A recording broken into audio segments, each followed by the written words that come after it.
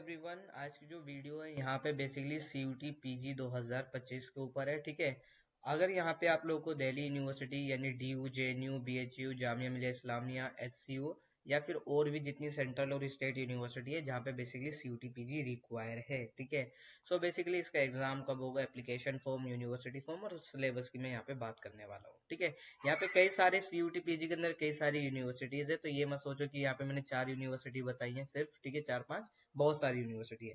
बस यहाँ पे मैं जामिया के लिए थोड़ी एक स्पेशली बात ये कहना चाहता हूँ कि जो बच्चे जामिया को टारगेट कर रहे हैं तो वो ये ध्यान रखना, जामिया में कुछ कोर्सेज के लिए CUT PG होता है और कुछ कोर्सेज के लिए आपका जामिया अपना खुद का एंट्रेंस एग्जाम लेता है। ठीक है, तो ये ध्यान रखना। बाकी अगर आप DU, JNU, BHU वगैरह, SCU वगैरह को टारगेट कर रहे हो, पौंडुचेरी यूनिवर्सिटी को टारगेट कर रहे हो, या सेंट्रल यूनिवर्सिटी ऑफ हिमाचल को टारगेट कर रही है और भी कई सारी यूनिवर्सिटीज है, तो यहाँ पे बेसिकली आप लोगों को CUT PG ही होता है। ठीक है, सभी एग्जाम के लिए। अब यहाँ पे फिलहाल जो CUT PG की जो मुझे अपडेट देनी है, यहाँ पे सबसे पहले सिलेबस की मैं बात करूंगा कि CUT PG का जो सिलेबस है वो आपको नए सिलेबस कब आएगा, ये सबसे बड़ी क्वेरी बच्चों की रहती है। तो देखो, सिलेबस नया जो है अभी नहीं आता। जब एप्लीकेशन फॉर्म रिलीज होते हैं उसी के थोड़े दिन बाद, 10 दिन बाद, 15 दिन बाद, जब ये 5 दिन बाद, तो एक नया एक अपडेटेड सिलेबस आता है। अब फिलहाल हम कर सकते हैं, देखो अभी आप लोग 2024 के सिलेबस के अकॉर्डिंग पढ़ोगे। अब यहाँ पे एक चीज मैं और एड ऑन करना चाहता हूँ, ये जो मैंने लिखा है पार्ट ए रिमूव, अब इसका मतलब क्या है। देखो CUT PG 2023, मैं 23 की बात करूँ, 24 की नहीं। ठीक है, तो पहले जब 2023 में एग्जाम होता था तो वहां पे पार्ट ए और पार्ट बी होता था, जिसमें पार्ट ए में math, English, reasoning, GK, GS वगैरह के क्वेश्चंस आते थे, 25 क्वेश्चंस। ठीक है, 75 क्वेश्चंस होते थे आपके डोमेन नॉलेज के। डोमेन नॉलेज मतलब अगर आपने MA इकोनॉमिक्स करनी है, आपको MA पॉलिटिकल साइंस करनी है, MSc जूलॉजी करनी है, तो बेसिकली उसी सब्जेक्ट से आपके क्या नाम है क्वेश्चंस पूछे जाते हैं, 75 क्वेश्चन। जैसे आपको MA पॉलिटिकल साइंस करनी है तो सिर्फ पॉलिटिकल साइंस के क्वेश्चंस आपसे पूछे जाते हैं पार्ट बी के अंदर। अब ये 2024 में हटा दिया गया था, 2025 में भी मैक्सिमम चांस है 2025 में भी पार्ट ए रिमूव हो जाएगा। ठीक है, अब एक चीज मैं और एड ऑन करना चाहता हूँ, ये मैंने स्पेशली पार्ट ए लिखा क्यों है जब 2024 में रिमूव हो गया था। देखो मुझे पता है आप लोग PYQ यानी प्रीवियस ईयर क्वेश्चन पेपर जब आप उठाओगे ना, तो आप लोग ये सोचोगे कि यहाँ पे लिखा क्यों है पार्ट ए और पार्ट बी, या फिर आप सोचोगे कि मैं तो पॉलिटिकल साइंस की तैयारी कर रहा था और मैं हिस्ट्री की तैयारी कर रही हूँ, या फिर मैं ज्योग्राफी पढ़ रही हूँ, तो इसमें मैथ्स क्यों आ रही है, रीजनिंग क्यों आ रही है। ठीक है, तो वो सारे 2023 के क्वेश्चन पेपर में मिलते हैं आपको देखने को, 2022 के क्वेश्चन पेपर में देखने को मिलते हैं, लेकिन 2024 में सिर्फ जो है पार्ट बी आता था। ठीक है, पार्ट बी या कह लो 2025 में, और मतलब 2024 में सिर्फ वही क्वेश्चन होते थे जो आप जिस सब्जेक्ट का एग्जाम दे रहे हो। ठीक है, हिस्ट्री का दे रहे हो तो हिस्ट्री से ही क्वेश्चन होंगे। ठीक है, बाकी सिलेबस के अकॉर्डिंग होते हैं, आप लोग समझ गए। अब 2025 में तो अभी देखो क्या होता है, क्या सिलेबस रहेगा। तो फिलहाल तो अभी 2024 के सिलेबस के अकॉर्डिंग यानी पार्ट बी ही पढ़ो अभी। ठीक है, और रही बात दूसरी चीज, यहाँ पे एक चीज मैं आपको बता दूं, यहाँ पे मैंने लिखा भी है, the new syllabus will come at the time of application form. ठीक है, जब एप्लीकेशन फॉर्म आएगा उसी के समय आप लोगों को यहाँ पे देखने को मिलेगा। अब यहाँ पे आप लोगों को मैं दिखा दूं, लास्ट ईयर 2024 में, यानी अब देखो 2024 में एप्लीकेशन फॉर्म कब आया था, 26 दिसंबर को एप्लीकेशन फॉर्म रिलीज कर दिए गए थे, क्योंकि एग्जाम जो था बहुत जल्दी होना था इनका, मार्च में होना था, जैसे यहाँ पे लिखा भी है आप लोगों को पता है, 11 मार्च से 28 मार्च। अब एक चीज मैं और एड ऑन कर दूं यहाँ पे, ये जो होती है टेंटेटिव डेट्स होती है, लेकिन जो एग्जाम का जो शेड्यूल था वो 11 मार्च से शुरू हो गया था CUT PG का एग्जैक्ट टाइम पे। ठीक है, तो 11 मार्च से ही पेपर हुए थे, तो ये ध्यान रखना इस साल भी 2025 का जो एग्जाम है वो चांसेस है कि 2025 में भी मार्च से एग्जाम हो। बाकी अभी यहाँ पे मैं रीजन भी आपको आगे दे देता हूँ। रही बात यहाँ पे 26 दिसंबर को एप्लीकेशन फॉर्म रिलीज हुए थे, जैसे एप्लीकेशन फॉर्म मैंने बताया, क्योंकि आप देखो CUT PG के अंदर बेसिकली एप्लीकेशन फॉर्म में क्या क्या चीजें होती हैं, बहुत हार्ड रूल नहीं है। CUT PG के एप्लीकेशन फॉर्म में आपकी पर्सनल डिटेल्स होती है, नेम वगैरह, father name, address, correspondence address, जहाँ पे आपको पेपर देना है तो उस बेस पर आपको एग्जामिनेशन सेंटर अलॉट किया जाता है। ठीक है, तो ये बेसिक डिटेल आपसे मांगी जाती है और फिर आपसे ये पूछा जाता है उसी एप्लीकेशन फॉर्म के अंदर कि आप लोग कौन कौन से कॉलेजेस या फिर कौन कौन सी यूनिवर्सिटी को टारगेट कर रहे हो, तो उन यूनिवर्सिटी को सिलेक्ट करना पड़ता है, और CUT PG के अंदर आप लोग कौन कौन से सब्जेक्ट का एग्जाम देकर आ रहे हो। ठीक है, देखो यहाँ पे एक चीज मैं आपको बता दूं, NTA, देखो सबको पता है ये एग्जाम कौन कंडक्ट करवाता है, NTA करवाता है, नेशनल टेस्टिंग एजेंसी।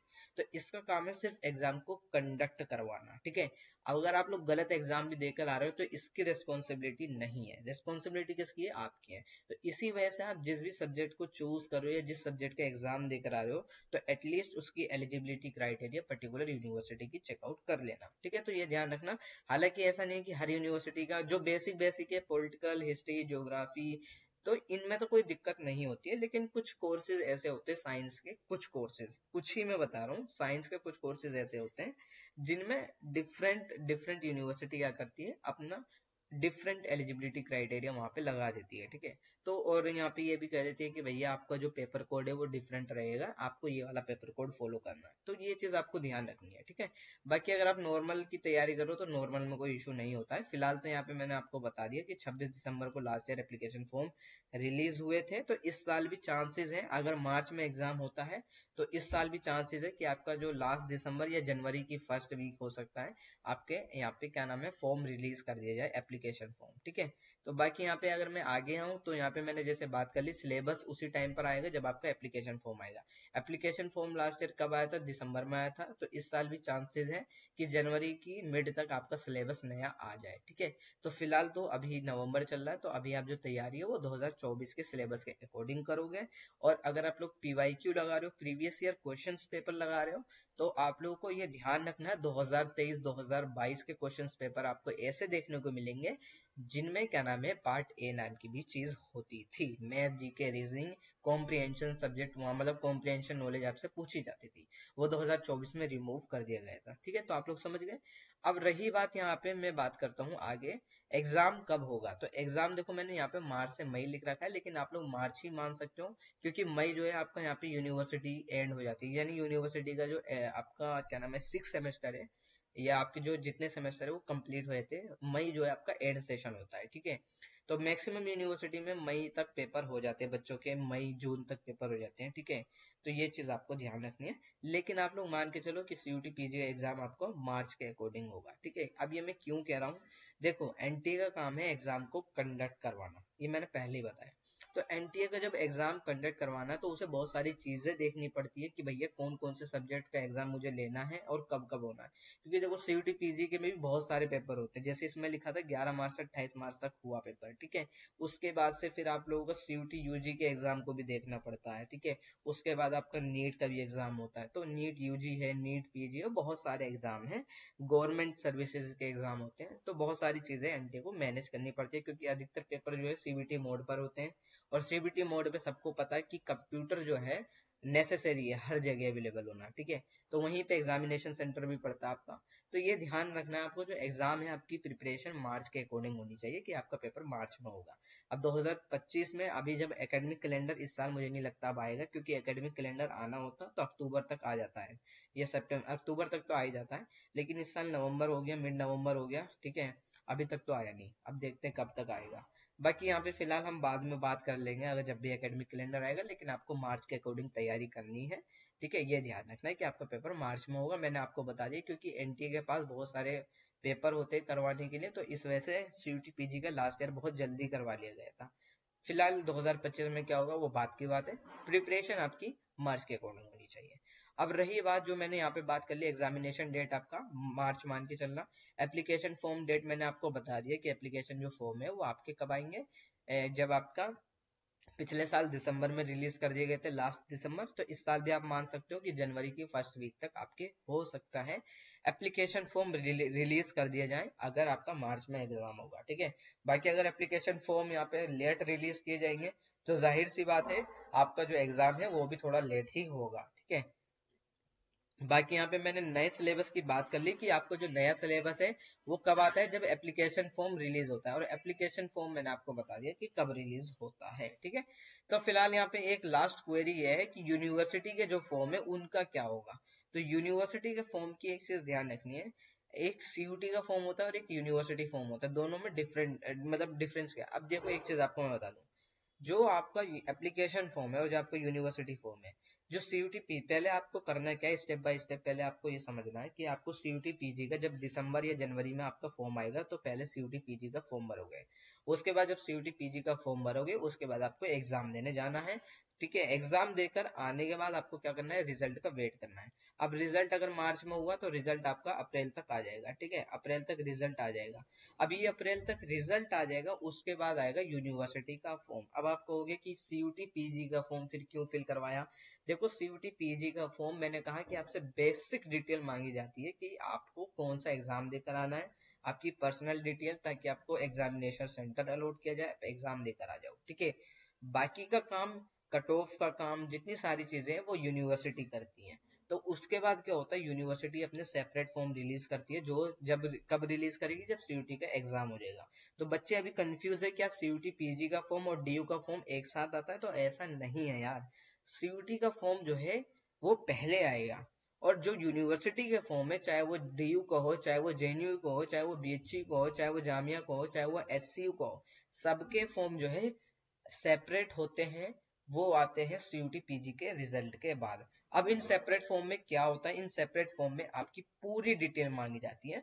पूरी डिटेल का मतलब ये है, आपकी एकेडमिक डिटेल भी मांगी जाती है कि आप लोगों ने अपनी ग्रेजुएशन कब कंप्लीट करी, आप लोगों के ग्रेजुएशन में कौन से सब्जेक्ट थे, ग्रेजुएशन की फील्ड क्या थी, किस सब्जेक्ट के लिए अप्लाई कर रहे हो आप लोग, पेपर कोड कौन सा सीयूटी पीजी के अंदर देकर आए हो। और आप लोगों को बेसिकली ये सारी डिटेल वहां पे सेपरेट फॉर्म में फिल करनी पड़ती है, ठीक है। उसी के बाद इन सेपरेट फॉर्म जब आप पोर्टल पे फिल करते हो, यहीं से आपकी क्या नाम है, आपके कॉलेजेस अलॉट कर दिए जाते हैं। जैसे फॉर एन एग्जांपल आप लोगों को अगर यहाँ पे मैं कैसे दिखाऊं, चलो दिखाई देता हूँ एक चीज। जैसे मैं यहाँ पे क्लिक कर लेता हूँ, ठीक, सॉरी दिल्ली यूनिवर्सिटी नहीं, सीएसएस कर लेता हूँ, ठीक है, सीएसएस। यहाँ पे अभी आपको समझ में आ जाएगा, जैसे ये है एडमिशन की वेबसाइट पे मैं आ गया। तो ये आप लोग देख रहे हो, ये एडमिशन पीजी का 2024-25 का, सॉरी बैक कर देता हूँ, कहाँ गया, ठीक है। So basically university of Delhi, अब ये 2024 का पोर्टल है। ये सीयूटी पीजी का नहीं है, दिल्ली यूनिवर्सिटी का पोर्टल है, जो रिजल्ट के बाद रिलीज होता है, ठीक है। तो इसमें आपकी पूरी डिटेल पूछी जाती है, जैसे सीयूटी का एनरोलमेंट मतलब जो एप्लीकेशन नंबर है, और आपकी डेट ऑफ बर्थ से लॉगिन करोगे, फिर इसके बाद आपकी डिटेल पूछी जाएगी। एकेडमिक डिटेल हो गई आपकी, आपकी जो क्या नाम है, आपकी मार्कशीट वगैरह होती है, वो सारी यहाँ पे आपसे मांगी जाती है, ठीक है।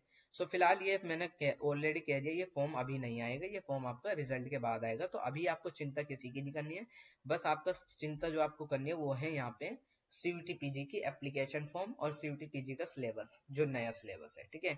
सो फिलहाल यहाँ पे जैसे मैंने ऑलरेडी कह दिया, आपका पेपर मार्च में होगा, बाकी सारी चीजें जो भी होंगी, सिलेबस जब भी आएगा मैं आपको अपडेट कर दूंगा, एप्लीकेशन फॉर्म जब भी रिलीज होगा इस चैनल पे मैं आपको अपडेट कर दूंगा। बाकी आप लोगों को व्हाट्सएप चैनल, टेलीग्राम और इंस्टा स्टोरी पर भी आपको सारी अपडेट देता चलूंगा, ठीक है।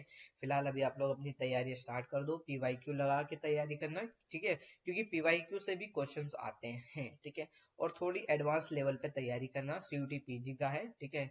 इजी वाला मत समझना, अगर आपको डीयू और जेएनयू और बीएचयू को टारगेट करना है तो सिलेबस इसका हार्ड, मतलब इनकी कट ऑफ हाई जाती है, तो आपको प्रिपरेशन भी थोड़ी हार्ड करनी पड़ेगी, ठीक है, और एडवांस लेवल की प्रिपरेशन करनी पड़ेगी। डरा नहीं रहा हूँ, रियलिटी बता रहा हूँ, ठीक है। सो यही सारी चीजें आई होप आप लोग समझ गए होंगे। बाकी फिर भी अगर आप लोग की कोई क्वेरी है तो आप मुझे इंस्टा और व्हाट्सएप मैसेज कर सकते हो, बाकी आप लोग व्हाट्सएप चैनल ज्वाइन कर सकते हो।